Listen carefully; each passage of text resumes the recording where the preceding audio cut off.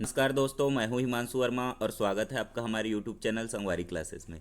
Last video में मैंने छत्तीसगढ़ के जो है सामान्य परिचय के अंतर्गत छत्तीसगढ़ के राज्य के प्रतीक चिन्ह, राजकीय भाषा, राजकीय वृक्ष, राज्य की आकृति, राजकीय पशु, राजकीय पक्षी, राजकीय प्रतीक चिन्ह, गमछा और राज्य का प्रतीक वाक्य, तो ये सभी चीज़ें जो है कवर किया था। इसके अलावा राजकीय गीत और छत्तीसगढ़ महतारी की प्रतिमा, तो उस टॉपिक को भी मैंने कवर किया था।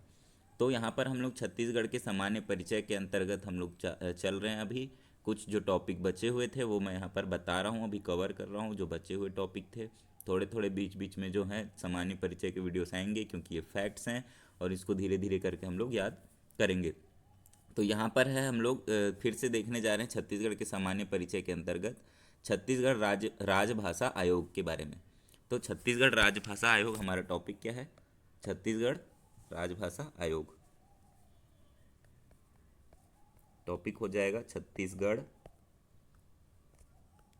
राजभाषा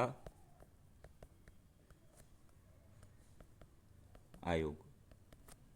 ठीक है, तो राजभाषा आयोग यानी कि छत्तीसगढ़ी भाषा के लिए यह है, छत्तीसगढ़ी को राजभाषा का दर्जा दिलाने के लिए। तो इसका उद्देश्य या लक्ष्य अगर देखें तो उद्देश्य या फिर इसी को हम लोग बोल सकते हैं लक्ष्य क्या है, क्यों इसे बनाया गया था इस आयोग को। तो पहला इसका जो है कि छत्तीसगढ़ी भाषा को राजकाज की भाषा के रूप में उपयोग करना, यानी कि पहला पॉइंट इसमें हो जाएगा छत्तीसगढ़ी भाषा को राजकाज के लिए उपयोग करना।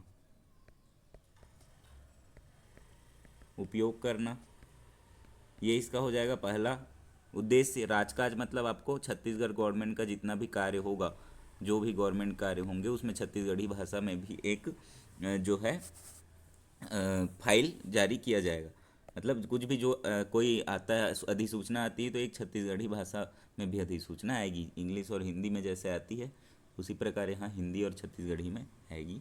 तो ये जो है राजकाज की भाषा के रूप में इसको उपयोग करना, इसका जो है पहला लक्ष्य था। दूसरा अगर देखा जाए तो दूसरा लक्ष्य है कि छत्तीसगढ़ी भाषा को संविधान की 8वीं अनुसूची में दर्जा दिलाना।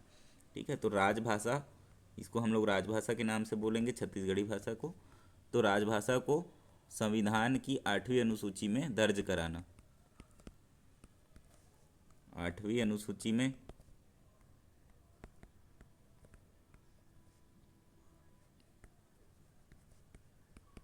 दर्ज कराना या दर्जा दिलाना। ठीक है, दर्ज कराना मेन इसका उद्देश्य यही है।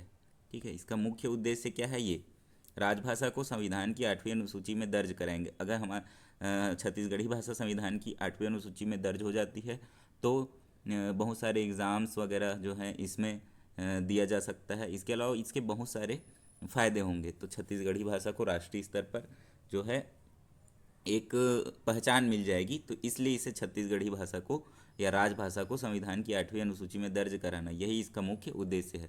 पहला उद्देश्य राजकाज के लिए उपयोग करना। ठीक है, ये तो उद्देश्य है ही, लेकिन मुख्य उद्देश्य क्या है? राजभाषा को संविधान की 8वीं अनुसूची में दर्ज कराना।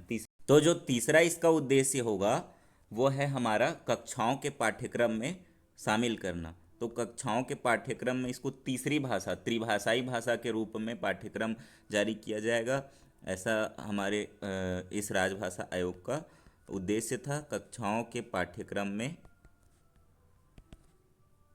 शामिल करना छत्तीसगढ़ी भाषा के जो है कहानियाँ वगैरह। तो ये सभी चीज़ों को इसमें शामिल किया जाएगा त्रिभाषाई त्रिभाषाई भाषा के रूप में। तो ये इसका जो है तीसरा उद्देश्य है। तो ये तीन जो उद्देश्य थे छत्तीसगढ़ी राजभाषा आयोग का उद्देश्य था। सबसे पहले हम लोग देख लिए इसका उद्देश्य।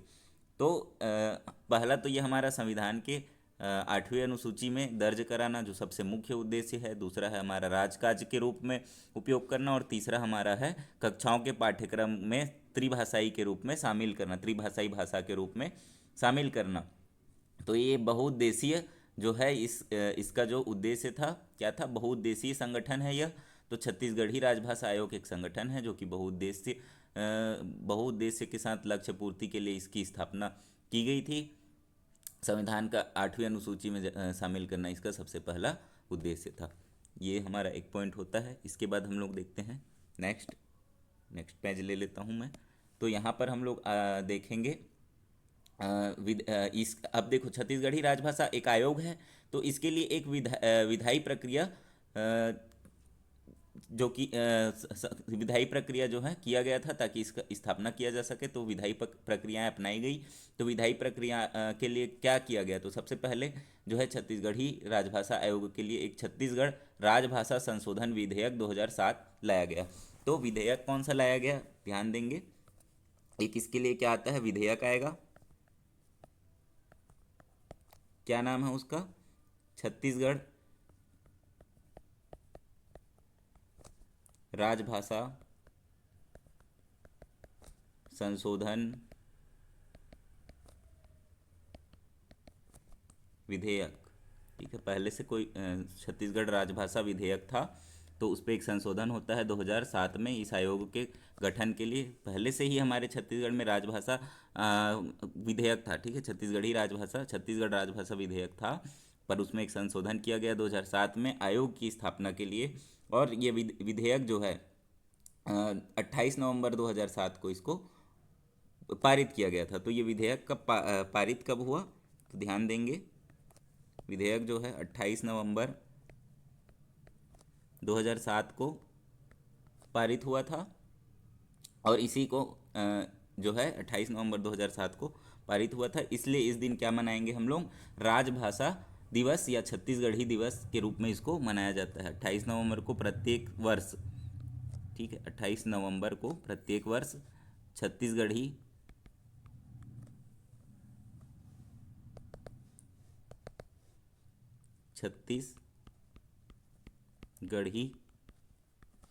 दिवस या फिर राजभाषा दिवस, याद रखेंगे, इंपॉर्टेंट क्वेश्चन है, यहाँ से आता है क्वेश्चन, के रूप में इसको मनाया जाता है। कब है, 28 नवंबर को है, नोट कर लेंगे। पारित हुआ था 28 नवंबर 2007 को। इसके बाद ये जो राजपत्र में कब प्रकाशित किया गया, इसको राजपत्र में प्रकाशित होता है यह 11 जुलाई 2008। देखो, नवंबर में पारित हुआ, जुलाई यानी कि आपका हो जाएगा 8 महीने लगभग इसमें लग गए। तो 11 जुलाई को यह नेक्स्ट ईयर 2008 में यह क्या हो जाएगा, राजपत्र में प्रकाशित हो जाएगा, और छत्तीसगढ़ी राजभाषा संशोधन अधिनियम बन जाएगा। जब कोई विधेयक पारित हो जाता है तो वो क्या बन जाता है, अधिनियम बन जाता है। तो क्या हो जाएगा, छत्तीसगढ़ राजभाषा संशोधन अधिनियम बन गया यह। ठीक है, पारित होने के बाद ये क्या हो जाता है, राजपत्र के में प्रकाशित होता है, और उसके बाद ये क्या हो जाता है, अधिनियम बन जाता है। तो 11 जुलाई सन 2008 को यह राजपत्र में प्रकाशित हुआ, इस बात को ध्यान देंगे। इसके एक महीने बाद जो है राजभाषा आयोग का गठन कर दिया गया, यानी कि अगस्त 2008 में क्या हो जाता है, हमारे यहाँ राजभाषा आयोग का गठन हो जाता है। तो नेक्स्ट पॉइंट हम लोग देखेंगे, नेक्स्ट पेज ले लेता हूँ। तो गठन कब हुआ, नोट करते चलेंगे इसको। राजभाषा आयोग का गठन, तो गठन हो जाएगा हमारा अगस्त 2008 में। छत्तीसगढ़ ही राजभाषा आयोग का गठन कब हुआ, अगस्त 2008 में। फर्स्ट बैठक होता है 14 अगस्त को, 15 अगस्त के एक दिन पहले 2008 में ही 14 अगस्त 2008 को पहली बैठक होती है, और उसी दिन कार्यालय की स्थापना कर दी जाती है। कार्यालय जो है इसकी स्थापना की जाती है कब, 14 अगस्त को ही इसकी कार्यालय की स्थापना की जाएगी 2008 में। तो ये हो गया पूरे इंपॉर्टेंट पॉइंट्स जो हैं। और कार्यालय जो है शहीद स्मारक भवन रायपुर के अंतर जो है इसका कार्यालय बना हुआ है। ठीक है, तो कहाँ पर है, शहीद स्मारक भवन, दूसरे रंग कलर से लिख देता हूँ, कार्यालय जो इसका है शहीद स्मारक भवन रायपुर, शहीद स्मारक भवन रायपुर में इसका कार्यालय है, छत्तीसगढ़ी राजभाषा आयोग का। और छत्तीसगढ़ राजभाषा अधिनियम 2010 का प्रकाशन 2 सितंबर 2010 को किया गया। ठीक है, तो ये भी आप लोग याद रखेंगे, 2 सितंबर 2010 को अधिनियम का प्रकाशन भी किया गया था। तो वो पॉइंट आप लोग नोट कर लीजिए, 2 सितंबर 2010 को राजभाषा आयोग अधिनियम 2010 का प्रकाशन किया गया था। तो ये हो गया हमारा गठन से संबंधित इंपॉर्टेंट पॉइंट। अब जो है इसका कार्यालय भी आपको पता चल गया, शहीद स्मारक भवन रायपुर में है। इसके बाद जो इसमें एक और जो पॉइंट बच जाता है राजभाषा आयोग से संबंधित, तो वो है हमारा एक पॉइंट है इसके अध्यक्ष के बारे में। तो छत्तीसगढ़ी राजभाषा आयोग के अध्यक्षों के बारे में हम लोग देखेंगे। तो छत्तीसगढ़ राजभाषा आयोग के अध्यक्ष, तो 3 अध्यक्ष इसके बनाए गए हैं समय समय पर। तो पहले 2008 से 11 तक, ठीक है, तो 2008 से 11 तक 3 साल जो हैं हमारे पंडित श्यामलाल चतुर्वेदी जी जो हैं, पंडित श्यामलाल चतुर्वेदी जी इसके अध्यक्ष थे। पंडित श्यामलाल चतुर्वेदी जी इसके अध्यक्ष थे। सेकंड, ये फर्स्ट थे। सेकंड नंबर पे हमारे जो है 2011 से 2013 तक, 2013 तक जो है 2011 से 2013 तक बन जाते हैं दानेश्वर शर्मा जी, श्री दानेश्वर शर्मा, ये सेकंड थे। फिर कुछ समय तक यह जो पद था खाली रहा, रिक्त रहा। उसके बाद जो आते हैं हमारे 2016 से 2018 तक, जब कांग्रेस सरकार आई उसके पहले तक जो है राजभाषा आयोग चल रहा था लगातार। उस टाइम पे यह बंद हो गया, शायद यह फिर से शुरू हो। तो अभी तो ऐसा कुछ खबर नहीं आई है सामने। तो यहाँ पर कौन थे? डॉक्टर विनय कुमार पाठक। तो 3 नाम आपको याद रखना है, ये थर्ड थे। पहले हैं पंडित श्यामलाल चतुर्वेदी, दूसरे हैं श्री दानेश्वर शर्मा और तीसरे हैं विनय कुमार पाठक। ठीक है, तो ये जो है आपको याद रखना है, एस डी वी करके आप लोग इसको याद रख सकते हैं, श्यामलाल चतुर्वेदी। और उसके बाद आएंगे जो है दानेश्वर शर्मा जी और तीसरे हैं विनय कुमार पाठक। तीनों के मैं आप लोगों को एक बार फोटोज़ दिखा देता हूँ। तो ये जो है हमारे श्यामलाल चतुर्वेदी जी हैं, इन्हें पद्मश्री भी दिया गया है। तो अभी यह शायद स्वर्गीय हो चुके हैं। तो श्यामलाल चतुर्वेदी जी जो हैं पहले हैं हमारे, और फिर उसके बाद आते हैं हमारे दूसरे नंबर पे दानेश्वर शर्मा। तो ये हैं जो हमारे श्यामलाल चतुर्वेदी जी हैं। इसके बाद आएंगे जो हैं दानेश्वर शर्मा। तो ये जो हैं हमारे दानेश्वर शर्मा जी हैं, ये साहित्यकार, गीतकार, कवि हैं। तो ये चीज़ें याद रखेंगे। इसके बाद जो है एक तीसरे जो है हमारे विनय कुमार पाठक जी हैं। तो ये जो है विनय कुमार पाठक हैं, ये छत्तीसगढ़ी राजभाषा आयोग के तीसरे अध्यक्ष थे, 2016 से 2018 तक थे। और इनके बहुत सारे बुक्स हैं, हिंदी व्याकरण, छत्तीसगढ़ी व्याकरण वगैरह भी इन्होंने लिखा हुआ है। तो ये जो है हमारे विनय कुमार पाठक जी हैं, अध्यक्ष थे छत्तीसगढ़ राजभाषा आयोग के। तो ये जो हो गया हमारा चित्र भी आप लोग देख लिए। इसके बाद राजभाषा आयोग से संबंधित एक योजना है, 2 योजनाएं संचालित हैं। तो राजभाषा आयोग है, तो आयोग बना तो कुछ कार्य भी किया होगा, ऐसे तो खाली नहीं बैठे होंगे। तो 2 योजनाएं इन्होंने चलाई थी छत्तीसगढ़ को राजभाषा के रूप में मान्यता दिलाने के लिए, या फिर छत्तीसगढ़ी भाषा को जो है संजो कर रखने के लिए। तो इन्होंने 2 योजनाएं चलाई। तो योजनाएं अगर देखें तो छत्तीसगढ़ ही लिख लेंगे आप लोग, हेडिंग डाल लेंगे छत्तीसगढ़ राजभाषा आयोग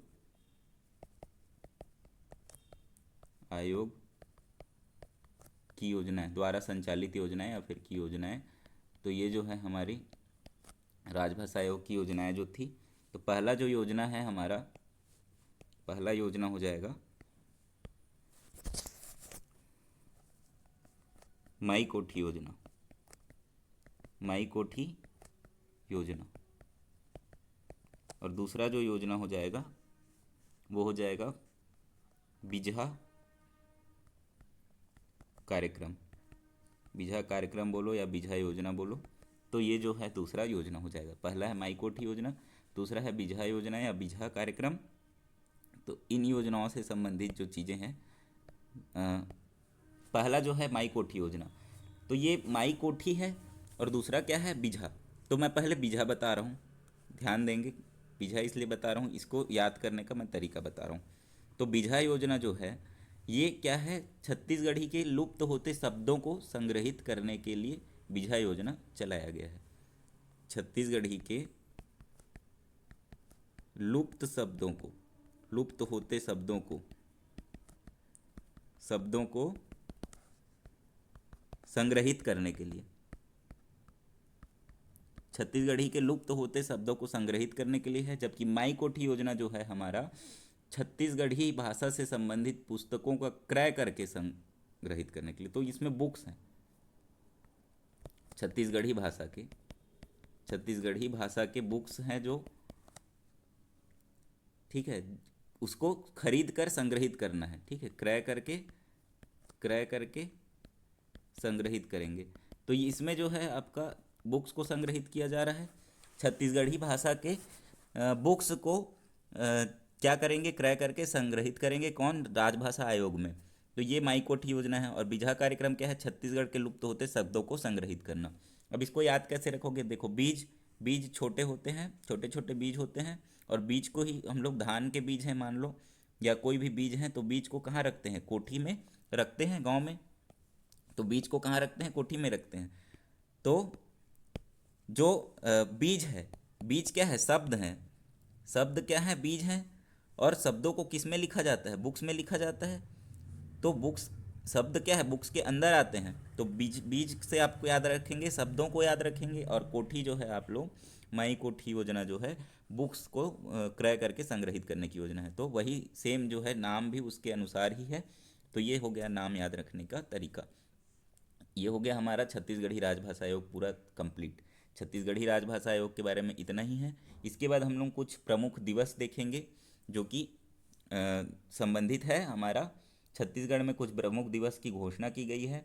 तो वो हम लोग देखेंगे कौन कौन से दिवस छत्तीसगढ़ में मनाए जाएंगे जो कि इम्पोर्टेंट है। तो यहाँ पर जो है छत्तीसगढ़ के कुछ प्रमुख दिवस हैं, तो वो हमारा टॉपिक हो जाएगा प्रमुख दिवस जो छत्तीसगढ़ में घोषित की गई है राज्य सरकार के द्वारा।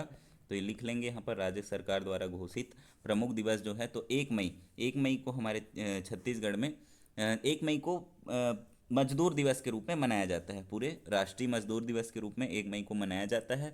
और छत्तीसगढ़ में इसे बोरेबासी दिवस के रूप में मनाया जाएगा। तो ये जो है 1 मई हमारे छत्तीसगढ़ में बोरेबासी दिवस के रूप में मनाया जाएगा। बोरेबासी मतलब, बासी मतलब होता है जो आप सुबह चावल को भिगाकर जो है खाते हैं पानी में डालकर, तो नमक वगैरह डालकर इसे खाते हैं। तो बोरेबासी दिवस जो है 1 मई को मनाया जाएगा। दूसरा जो है 14 अगस्त, तो 14 अगस्त को छत्तीसगढ़ राजभाषा आयोग की स्थापना दिवस। अभी जस्ट मैंने बताया था छत्तीसगढ़ राजभाषा आयोग की स्थापना कब हुई थी, तो 14 अगस्त 2008 को हुई थी। देखो, छत्तीसगढ़ी जो है दिवस या फिर राजभाषा दिवस या छत्तीसगढ़ी दिवस जो है वो कब मनाया जाएगा, 28 नवंबर को मनाया जाएगा। लेकिन आयोग अगर वर्ड जुड़ जाता है, आयोग वर्ड, तो वो कब मनाया जाएगा, 14 अगस्त को मनाया जाएगा। तो ये याद रखेंगे। यहाँ पर बिल्कुल ये फंसाने की कोशिश करेगा पीएससी के एग्ज़ाम्स में जनरली ऐसे क्वेश्चन आते हैं, तो ये आप लोग ध्यान रखेंगे। फिर 1 नवंबर को जो है हमारा छत्तीसगढ़ राज्य की स्थापना हुई थी, तो 1 नवंबर को छत्तीसगढ़ स्थापना दिवस मनाया जाता है। 28 नवंबर को छत्तीसगढ़ राजभाषा दिवस या छत्तीसगढ़ी भाषा दिवस मनाया जाएगा। तो ये हो गया हमारा। इसके बाद आता है 14 दिसंबर। 14 दिसंबर को विधानसभा की स्थापना की दिवस मनाया जाएगा। ठीक है, तो 14 दिसंबर याद रखेंगे। 14 दिसंबर जो है विधानसभा स्थापना दिवस मनाया जाएगा। और 14 फरवरी, देखो 3 तो 14 ही हैं, तो 14 फरवरी और 14 दूनी 28 है, तो 28 नवंबर राजभाषा दिवस में है। और बाकी दो हैं 1 मई और 1 नवंबर। तो 14 फरवरी को क्या मनाया जाएगा? मातृ-पितृ दिवस मनाया जाएगा। तो इतना जो है हमारे छत्तीसगढ़ सरकार के द्वारा घोषणा की गई जो है प्रमुख दिवस हैं, ये इम्पोर्टेंट हैं, तो ये आप लोग लिख लें और याद रखें। इसके बाद जो है हमारा नेक्स्ट एक टॉपिक बच जाता है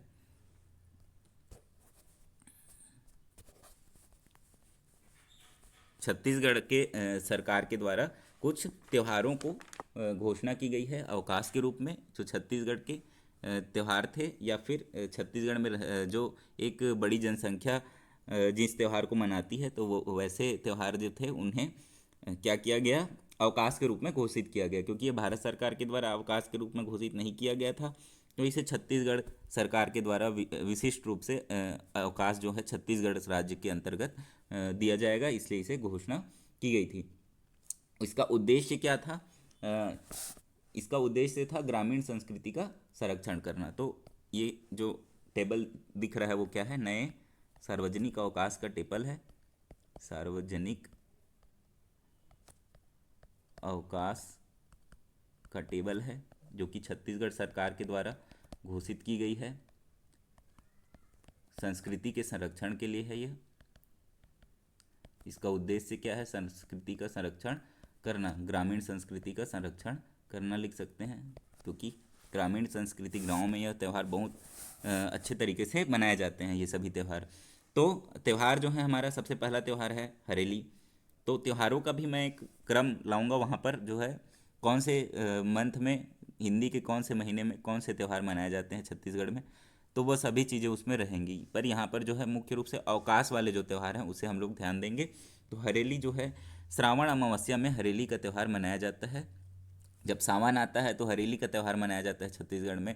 यह कृषि से संबंधित त्यौहार है। यहाँ पर जो है अमावस्या का दिन होता है, और जो है क्या किया जाता है, यहाँ पर चित्रकारी की जाती है दीवारों में।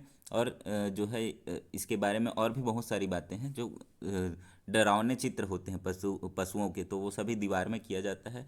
इसे हम लोग एक जो है जादू टोने से संबंधित त्यौहार हैं, तो वहाँ पर जो है चित्रकारी कर दी जाती है। सौनाही नाम है उस चित्रकारी का, और उससे यह बोला जाता है कि उससे जो है जो जो जादू वगैरह है वो नहीं होगा, और वो भाग जाएंगे जो डर कर पशुओं के चित्र देखकर। तो ये सभी जो हैं हरेली त्यौहार से संबंधित है। इसको और डिटेल से बताऊंगा हरेली त्यौहार कैसा होता है छत्तीसगढ़ में। यहाँ पर एक इंट्रोडक्शन था। हरेली त्यौहार जो है सावन में मनाया जाता है, तो याद रखेंगे इसको। सौनाही चित्रकारी होता है इस टाइम पे।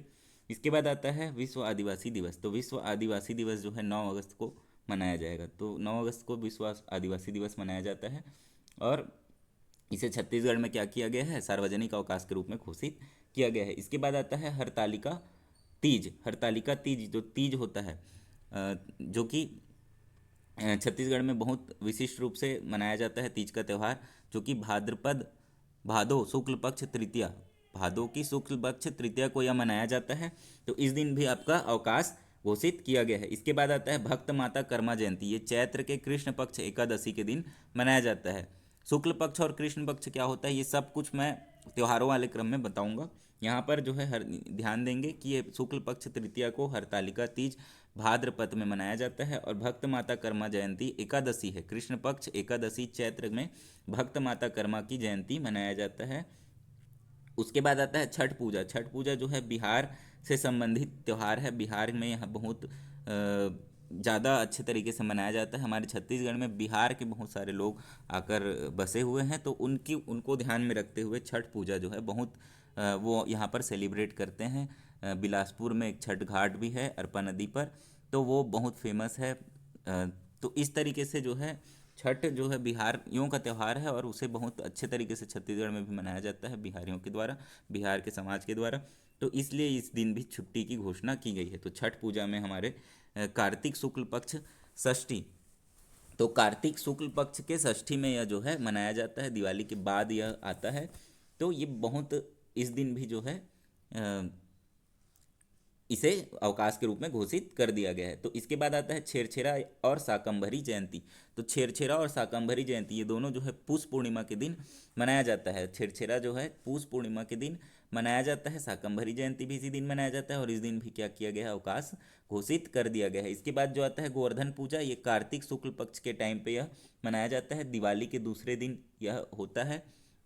तो कार्तिक शुक्ल पक्ष में जो है गोवर्धन पूजा जो मनाया जाता है और यह बहुत विशिष्ट रूप से इसे मनाया जाता है छत्तीसगढ़ में। तो इस दिन भी सार्वजनिक अवकाश घोषित किया गया है। इसके बाद आता है चेट्री चंड पूजा। तो चेट्री चंड जो है सिंधी समाज का त्यौहार है और हमारे छत्तीसगढ़ में बहुत अधिक जो है सिंधी समाज के लोग रहते हैं। तो चेट्री चंड की जो है पूजा यहाँ पर बहुत अच्छे से की जाती है, उस त्यौहार को बहुत अच्छे से सेलिब्रेट किया जाता है। तो चेट्री चंड पूजा के दिन भी सिंधी समारोह है और उस दिन भी क्या किया गया, अवकाश घोषित कर दिया गया। इसके अलावा रामनवमी जो है, चैत्र कृष्ण पक्ष की नवमी को रामनवमी मनाया जाता है। चैत्र माह में रामनवमी मनाया जाता है। इसके अलावा क्वार में भी एक नवमी मनाया जाता है, नवरात्रि, तो वो अलग नवरात्रि होता है। चैत्र में जो है रामनवमी वाला नवरात्रि होता है और कृष्ण पक्ष की नवमी को जो है आपका अवकाश घोषित किया गया है। रामनवमी के दिन अवकाश घोषित किया गया है, जो कि भारत सरकार के द्वारा अवकाश घोषित नहीं था। तो इन सभी अवकाश को हमारे जो है छत्तीसगढ़ में नए सार्वजनिक अवकाश के रूप में घोषणा की गई है। तो इतना जो है हमारा मुख्य जो पॉइंट्स थे जो कि हमारे छत्तीसगढ़ के सामान्य परिचय से संबंधित थे। तो ये सभी चीज़ें जो है कवर हो जाती हैं। इतना आप लोग याद रखेंगे। इस टेबल को आप लोग स्क्रीनशॉट भी ले सकते हैं और चाहे तो खुद से भी टेबल बना सकते हैं। तो और जो राजभाषा आयोग के बारे में बताया हूँ उसका नोट्स अच्छे से बना लें, उसको रिवाइज करें। इतना ही इस वीडियो में। अगर वीडियो पसंद आया हो तो वीडियो को लाइक करें, चैनल को सब्सक्राइब करें, वीडियो को शेयर करें। धन्यवाद।